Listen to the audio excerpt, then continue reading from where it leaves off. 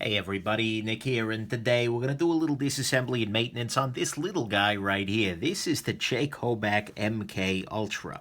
Yes, I'm not making that name up. He named the knife after Project MKUltra. This is I gather the MK is probably for Mini Quieback, or maybe Michael Kors. I don't know, I'm not judging. But, yeah. So it's an interesting little knife, a very nice little tiny DC sort of option. And, yeah, so let's go ahead and take it apart and do some maintenance. See here that these screws go right into the titanium. Being honest, not a big fan of that. You know, practically speaking, you're going to be taking this knife apart so often that you're actually going to wear those screws, wear those out. Probably not, no. But it is still something I'm not in love with. Then the pivot here, so that was, for reference, a 5/64 Allen key bit. And this guy right here is a, oh, what the heck is that? 1/16. SW 1/16, whatever the heck that means. But either way, tiny ass freaking Allen key bit is the important thing. You can see on the other side here, you've got a pivot collar that's made of what looks to be maybe copper, something along those lines. And with that, I've removed all the screws, and we can pop this knife apart here. Come on now. You little bugger. Gonna have to coerce it loose here. Hey, coercion, like MKUltra. So those of you unfamiliar, this is a very creepy aspect of American history. This was a project, I believe, in the 60s and 70s, where the CIA attempted to create, or at least find, mind-control substances for torture and interrogation and whatnot. It's honestly a pretty ugly part of the U.S. history, human experimentation on soldiers, things like that. Why Hoback felt the need to name a knife after it is completely beyond me in every way, shape, and form, but it's his company. He can do with what he pleases. Anyways, so yeah, enough about the crazy checkered past the United States. Let's talk about the knife here. We can see here that this is a pretty straightforward little knife. It's just a pair of titanium scales. It's a pivot here, a stop pin, some relatively vanilla bearings. No real issues there.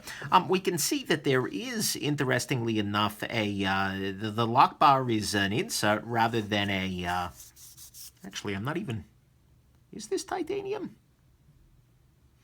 I'm now asking myself questions here. I should know this. Well, I'll find it out for the real review.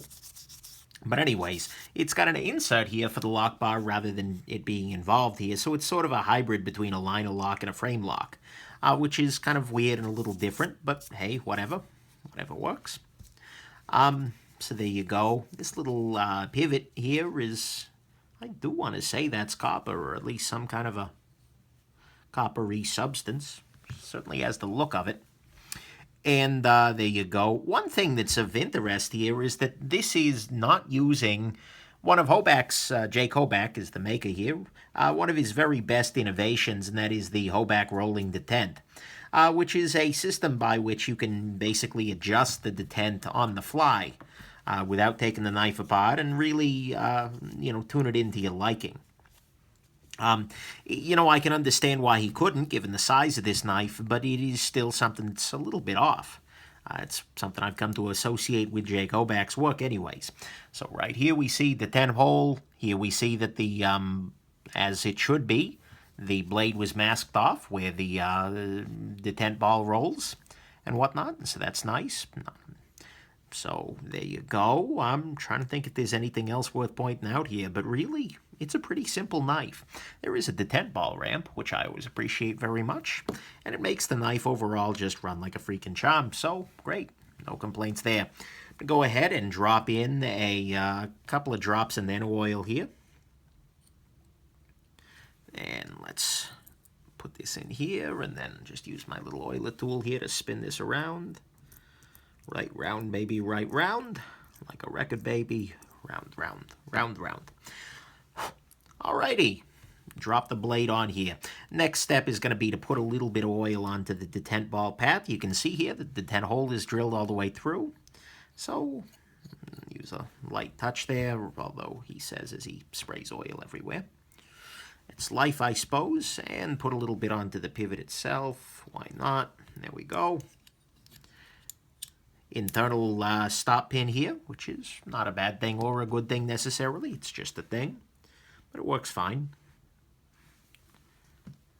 And let's drop these other set of bearings on there. Spin this around. There we go. Now, next thing, one of the few annoyances I've got about the relatively simple construction of this knife, it's not a big one, but it's that these backspaces are, standoffs, are not in any way machined to fit into the scale. I get it at the size, but what it does mean is that it's a little bit more difficult to get everything properly aligned, because you're going to have to spear put the screws on there. You got to spear these backspaces first. Come on now. Slide everything up into there. Beautiful. Now we should be able to go through and make the tweaks. I'm going to go ahead, and because the threads are on the other side there, and I want to use a light touch with the Loctite, I'm going to go ahead and use this little watch spring bar tool as an oiler. And I feel like that's not quite. Shake this up a little bit. There we go. Sometimes your Loctite appears to settle a little bit. You put a little more on there. There we go. Now, just going to slide that along the hole there. Oh, well. Come on there. There we go. And do the same thing back here. Case closed. What this will allow me to do then is to screw these little guys in and get a little Loctite on there. The Loctite's just to make sure the screws don't back out. I'm actually going to go ahead and give them a little bit more just so that they are more firmly in place. I'm not going to completely torque anything down yet, but just that way I know these back spaces aren't going anywhere and I've got a firm foundation for the other side. So speaking of the other side, right now, I could do it with, there we go, smooth, beautiful. So I'm going to go ahead and swap back to the screwdriver required for the pivot. I get why they needed a very small pivot screwdriver here, just because the pivot's not very big in and of itself. It's a little weird to have two different drivers. Something Jake has done differently and better on his actual full-size Hoback. All right, come on. Here I'm backing up a little bit just to make sure that I'm in the proper placement for threading this, because I feel like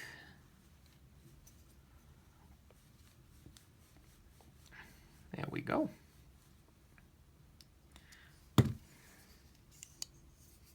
Okay. Let's tighten that down a little more.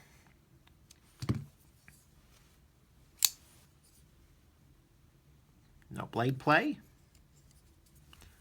Smooth action. Can't argue with it there. Let's tighten down the back here. There we go. And there we go. Centering is good. Feeling like I might be able to back the pivot off just a touch. Free the action up a little more, but maybe not. We'll see. There we go.